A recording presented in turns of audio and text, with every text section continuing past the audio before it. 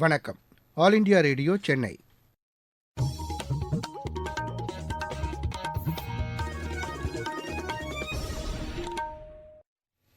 மாநில செய்திகள் வாசிப்பவர் ரெங்கநாதன்.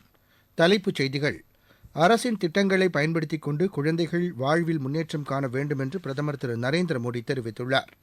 சித்த மருத்துவம் குறித்த மோட்டார் சைக்கிள் விழிப்புணர்வு பேரணியை ஆயுஷ் அமைச்சர் திரு சர்பானந்த சோனோவால் இன்று புதுதில்லியில் தொடங்கி வைக்கிறார். தென் மாவட்டங்களுக்கு செல்லும் அனைத்து ஆம்னி பேருந்துகளும் கிளாம்பாக்கம் பேருந்து முனையத்திலிருந்து புறப்பட வேண்டும் என்று மாநில போக்குவரத்துத்துறை அமைச்சர் திரு சிவசங்கர் வலியுறுத்தியுள்ளார். தமிழகத்தில் உடல் உழைப்பு தொழிலாளர்களுக்கான நலத்திட்ட உதவிகள் விரைந்து வழங்கப்பட வேண்டும் என்று தொழிலாளர் நலத்துறை அமைச்சர் திரு சி வி கணேசன் அதிகாரிகளை கேட்டுக் கொண்டுள்ளார். கேலோ இந்தியா விளையாட்டுப் போட்டிகளில் மகாராஷ்டிரா 11 தங்கப்பதக்கங்கள் உள்ளிட்ட 14 பதக்கங்களுடன் தமிழகத்தை முந்தியுள்ளது. இனி விரிவான செய்திகள். பால் புரஸ்கார் விருது பெற்ற 19 சிறாரிடம் பிரதமர் திரு நரேந்திர மோடி நேற்று கலந்துரையாடினார். அவர்களின் சாதனைகளை கேட்டறிந்த பிரதமர் இசை, கலாச்சாரம், சூரிய சக்தி, விளையாட்டு உள்ளிட்ட பல்வேறு விஷயங்கள் குறித்து கருத்துக்களை பகிர்ந்து கொண்டார். சாதனை படைத்த சிறுவர் சிறுமிகள் எழுப்பிய கேள்விகளுக்கும் அன்போடு பதிலளித்த பிரதமர் குழந்தைகள் மேம்பாட்டிற்கான அரசின் திட்டங்களை பயன்படுத்திக் கொண்டு வாழ்வில் மேலும் முன்னேற வேண்டும் என்று வாழ்த்தினார். நேதாஜி சுபாஷ் சந்திரபோஸின் பிறந்த நாளை பராக்கிரம தினமாக கொண்டாடுவதின் முக்கியத்துவத்தையும் பிரதமர் திரு நரேந்திர மோடி குழந்தைகளுக்கு எடுத்துரைத்தார். ஸ்ரீராமபிரானின் கொள்கைகள் நாட்டின் எதிர்காலத்திற்கு அடித்தளமாக அமைந்துள்ளது என்று பிரதமர் திரு நரேந்திர மோடி கூறியுள்ளார். அயோத்தியில் நேற்று முன்தினம் நடைபெற்ற ஸ்ரீராம் லல்லா பிராண பிரதிஷ்டை விழாவை ஒட்டி குடியரசுத் தலைவர் திருமதி திரௌபதி முர்மு தமக்கு எழுதிய கடிதத்திற்கு பதிலளித்துள்ள பிரதமர் 2047ஆம் ஆண்டிற்குள் வளர்ந்த நாடாக இந்தியாவை உருவாக்குவதற்கு ஸ்ரீராமரின் வழிகாட்டுதல்கள் துணை புரியும் என்று தெரிவித்துள்ளார். அயோத்தி ஸ்ரீராமர் கோவில் நமக்கு ஊக்கத்தை அளித்து வளர்ச்சியையும் வெற்றியையும் தரும் என்றும் பிரதமர் அந்த கடிதத்தில் குறிப்பிட்டுள்ளார். பழங்குடியின மேம்பாட்டு திட்டம் பற்றி குறிப்பிட்ட பிரதமர் ஏழை எளிய மக்களுக்கான அங்கீகாரத்தையும் அவர்களுக்கான அதிகாரத்தையும் உறுதி செய்ய வேண்டும் என்ற உந்துதலை ஸ்ரீராமரின் தத்துவங்கள் நமக்கு உணர்த்தியிருப்பதாகவும் கூறியுள்ளார். அனைவரும் முயற்சியிலும் ஒட்டுமொத்த வளர்ச்சியை எட்டுவதற்கான திட்டங்களை செயல்படுத்த வேண்டும் என்றும் பிரதமர் கூறினார். கடந்த 10 ஆண்டுகளில் மத்திய அரசு மேற்கொண்ட முழு முயற்சியால் 25 கோடிக்கும் மேற்பட்ட மக்கள் வறுமையிலிருந்து மீண்டுள்ளதாகவும் அவர் தெரிவித்துள்ளார். அயோத்தி ஸ்ரீராம் லல்லா பிரதிஷ்டை விழா நம் வாழ்வில் என்றும் மறக்க முடியாத அனுபவத்தை தந்திருப்பதாகவும் பிரதமர் திரு நரேந்திர மோடி குடியரசுத் தலைவருக்கு எழுதிய கடிதத்தில் குறிப்பிட்டுள்ளார். சித்த மருத்துவம் குறித்த விழிப்புணர்வை பொதுமக்களிடையே ஏற்படுத்தும் வகையில் புதுதில்லியில் இருந்து கன்னியாகுமரி வரையிலான மோட்டார் சைக்கிள் பயணத்தை மத்திய ஆயுஷ் அமைச்சர் திரு சர்பானந்த சோனோவால் இன்று புதுதில்லியில் தொடங்கி வைக்கிறார். இணையமைச்சர் டாக்டர் முஞ்சப்பாரா மகேந்திரபாயும் இதில் கலந்து கொள்கிறார்.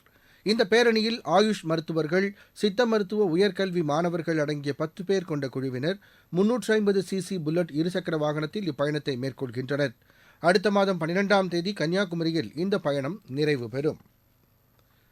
சென்னையிலிருந்து தென் மாவட்டங்களுக்கு அரசு பேருந்துகளை கிளாம்பாக்கம் பேருந்து முனையத்திலிருந்து முழுமையாக இயக்குவதற்கான நடவடிக்கைகள் குறித்து மாநில போக்குவரத்துத்துறை அமைச்சர் திரு சிவசங்கர் நேற்று தமது துறை அதிகாரிகளுடன் ஆய்வு மேற்கொண்டார்.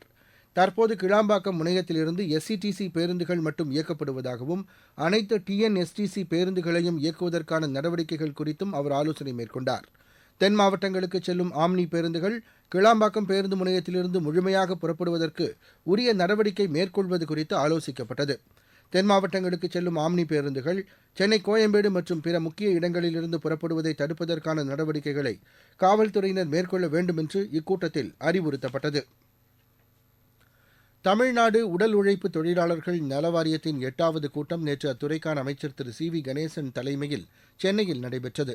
இந்த வாரியத்தில் பதிவு பெற்ற தொழிலாளர்களுக்கான ஓய்வூதியம் மற்றும் இறப்பிற்கு பின் வழங்கப்படும் உதவித்தொகை உயர்த்தப்பட்டதற்கு பின்னேற்பு வழங்கப்பட்டது.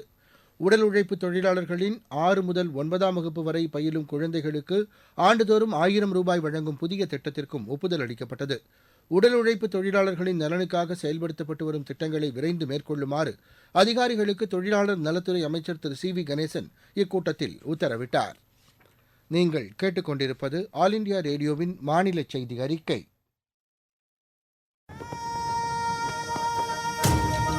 यही समय है, सही समय. இதுதான் வேளை, சரியான வேளை. ஒவ்வொரு தேசத்தின் வளர்ச்சி பயணத்தின் போதும் தேசம் முன்வந்து புதிய உறுதிப்பாடுகளோடு முன்னேற்ற பாதையிலே பயணிக்கக்கூடிய அற்புதமான ஒரு வேளையும் பிறக்கும். புதிய பாரதத்தின் துவக்கத்தின் இது அமுத காலம். இதுவே கோடானு கோடி நாட்டு மக்களுடைய உறுதிப்பாடாகும். அமுத காலம் 25 ஆண்டுகளுக்கு ஆனது. ஆனால் நாம் நம்முடைய லட்சியங்களை அடைவதற்காக இப்போதிலிருந்தே முனைப்புடன் செயல்பட வேண்டும். भारत को गढ़ने का यही समय है. நாடு முழுவதும் மேற்கொள்ளப்பட்டு வரும் நமது லட்சியம் வளர்ச்சியடைந்த பாரதம் யாத்திரை பொதுமக்களிடையே பெரும் வரவேற்பை பெற்றுள்ளது. மத்திய அரசின் திட்டங்கள் குறித்து விழிப்புணர்வை ஏற்படுத்துவதோடு விடுபட்ட பயனாளிகளுக்கு திட்டங்கள் சென்றடைவதை உறுதி செய்யும் நோக்கில் இந்த யாத்திரை நடத்தப்பட்டு வருகிறது. தென்காசி மாவட்டத்தில் நடைபெற்ற இந்த யாத்திரை நிகழ்ச்சியில் மத்திய அரசின் திட்டங்கள் குறித்து எடுத்துரைக்கப்பட்டது. பிரதமரின் விவசாயிகளுக்கான வருவாய் ஆதரவு திட்டம் தங்களுக்கு மிகவும் உதவிகரமாக இருந்தது என்று பயனாளி ஒருவர் தெரிவித்தார். பேர் பண்டரிநாதன். விவசாயம் பார்க்க கிட்டத்தட்ட 1 ஏக்கரும் கொஞ்சமும் நிலம் இருக்கு எனக்கு. நான் விவசாயத்தை ஏற்கனவே ஆர்வமுடன் பார்ப்பேன். அதனை மிகவும் உற்சாகப்படுத்தும் வகையில் வருடந்தோறும் 6000 கொடுப்பதாக அறிவித்தார்கள். அதில் நானும் கலந்து கொண்டு பயனடைந்து கொண்டிருக்கின்றேன். இதுவரை 2000 வீதம் 30,000 ரூபாய் 15 தவணை பெற்றுள்ளேன். அது மிகவும் எனக்கு சந்தோஷம். விவசாயம் பார்க்க உற்சாகமும் இருக்கிறது. இதுபோல மாமாங்குறிச்சி பஞ்சாயத்தில் கிட்டத்தட்ட 300 நபர்களுக்கு மேல் பயனடைந்துள்ளார்கள். சுதந்திர போராட்ட வீராங்கனை ஜான்சி ராணி குறித்து கவிதை எழுதிய தூத்துக்குடியைச் சேர்ந்த 12ஆம் வகுப்பு மாணவி டிவைனா புதுதில்லியில் நடைபெறும் குடியரசு தின அணிவகுப்பை பார்வையிட அழைக்கப்பட்டுள்ளார். மத்திய அரசின் பாதுகாப்புத் துறையும் கல்வித்துறையும் இணைந்து ஏற்பாடு செய்திருந்த இலக்கியப் போட்டியில் இந்த மாணவி வெற்றி பெற்றதை அடுத்து குடியரசு தின விழாவில் கலந்து கொள்ள அவர் அழைக்கப்பட்டுள்ளார். நாடு முழுவதிலும் இருந்து 100 மாணவ மாணவியர் இதில் கலந்து கொள்கிறார்கள். ஜான்சி ராணியின் தியாகம் குறித்து தாம் எழுதிய கவிதை தேர்வு செய்யப்பட்டிருப்பது மகிழ்ச்சியாக உள்ளது என்று மாணவி டிவைனா தெரிவித்தார். நான் டி டிவைனா பிஎம்சி மெட்ரிக் மேல்நிலைப் பள்ளியில் 12ஆம் வகுப்பு படித்து வருகிறேன். நாடு முழுவதும் சுமார் 2.5 லட்சம் பள்ளியில் 1.5 கோடி மாணவர்கள் இப்போட்டியில் கலந்து கொண்டனர். தமிழ்நாட்டில் மற்றும் 3 மாணவர்கள் இதில் வெற்றி பெற்றுள்ளனர். அதில் நான் கவிதை பிரிவில் வெற்றி பெற்றுள்ளேன். இதற்கு பரிசு தொகையாக ரூபாய் 10,000 கொடுத்துள்ளார்கள். இது போக டெல்லியில நடக்கிற அணிவகுப்பை நேரில் காண்பதற்கு விமானத்திற்கு செல்லும் தொகையும் மற்றும் பெற்றோருடன் செல்வதற்கும் அவர்களை செலவு செய்து கொடுப்பது எனக்கு மிக மகிழ்ச்சி. இருவரிச் செய்திகள். நாமக்கல் மாவட்டத்தில் பொது சுகாதாரம் மற்றும் நோய் தடுப்பு மருந்து துறை மூலம் செயல்படுத்தப்பட்டு வரும் திட்டங்கள் குறித்து மாவட்ட ஆட்சியர் டாக்டர் உமா நேற்று ஆய்வு செய்தார். சிவகங்கை மாவட்டம் பாகனேரியில் 200 ஆண்டுகால பாரம்பரிய செவ்வாய் பொங்கல் விழா நேற்று கொண்டாடப்பட்டது. நாமக்கல் வேளாண் அறிவியல் நிலையத்தில் இம்மாதம் 29ஆம் தேதி நடைபெறும் இயற்கை முறையில் காய்கறி சாகுபடி குறித்த இலவச பயிற்சியில் பங்கு பெறுமாறு விவசாயிகள் கேட்டுக் கொள்ளப்பட்டுள்ளனர். சென்னை மாநகராட்சிக்குட்பட்ட பகுதிகளில் தெருநாய்களின் இனப்பெருக்கத்தை கட்டுப்படுத்துவது குறித்து மாநகராட்சி ஆணையர் டாக்டர் ஜே ராதாகிருஷ்ணன் நேற்று கால்நடை பராமரிப்புத்துறை ஆணையர் டாக்டர் அபிஜித் மித்ராவுடன் ஆலோசனை நடத்தியுள்ளார். விளையாட்டுச் செய்தி. கேலோ இந்தியா விளையாட்டுப் போட்டிகளில் மகாராஷ்டிரா 11 தங்கப்பதக்கங்கள் உள்ளிட்ட 14 பதக்கங்களுடன் தமிழகத்தை முந்தியுள்ளது. தற்போது 2வது இடத்தில் உள்ள தமிழகம் 10 தங்கப்பதக்கங்களுடன் மொத்தம் 16 பதக்கங்களை பெற்றுள்ளது. 3வது இடத்தில் உள்ள தில்லி 7 தங்கப்பதக்கங்களை பெற்றுள்ளது. நேற்று நடைபெற்ற 110 மீட்டர் தடை தாண்டும் போட்டியில் தமிழகத்தின் விஷ்ணு தங்கம் வென்றுள்ளார். ஆடவர் 400 மீட்டர் நீளம் தாண்டுதலில் சரண் தங்கம் வென்றுள்ளார். ஸ்குவாஷ் ஜூனியர் பிரிவில் தமிழக வீராங்கனை ஆர் தமிழரசி நேற்று தங்கம் வென்றார். கோவையில் நடைபெற்று வரும் கேலோ இந்தியா கூடைப்பந்தாட்டப் போட்டியில் தமிழக மகளிர் அணி 72 புள்ளிகளுடன் மகாராஷ்டிராவை தோற்கடித்து அரையிறுதிக்கு தகுதி பெற்றது. அரையிறுதிப் போட்டி இன்று நடைபெறுகிறது. மீண்டும் தலைப்புச் செய்திகள். அரசின் திட்டங்களை பயன்படுத்திக் கொண்டு குழந்தைகள் வாழ்வில் முன்னேற்றம் காண வேண்டும் என்று பிரதமர் திரு நரேந்திர மோடி தெரிவித்துள்ளார்.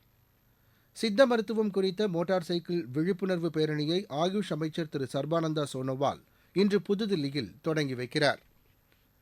தென் மாவட்டங்களுக்கு செல்லும் அனைத்து ஆம்னி பேருந்துகளும் கிளாம்பாக்கம் பேருந்து முனையத்திலிருந்து புறப்பட வேண்டும் என்று மாநில போக்குவரத்துத்துறை அமைச்சர் திரு சிவசங்கர் வலியுறுத்தியுள்ளார். தமிழகத்தில் உடல் உழைப்பு தொழிலாளர்களுக்கான நலத்திட்ட உதவிகள் விரைந்து வழங்கப்பட வேண்டும் என்று தொழிலாளர் நலத்துறை அமைச்சர் திரு சி வி கணேசன் அதிகாரிகளை கேட்டுக் கொண்டுள்ளார். கேலோ இந்தியா விளையாட்டுப் போட்டிகளில் மகாராஷ்டிரா 11 தங்கப்பதக்கங்கள் உள்ளிட்ட 14 பதக்கங்களுடன் தமிழகத்தை முந்தியுள்ளது. இத்துடன் இந்த செய்தி அறிக்கை நிறைவடைந்தது.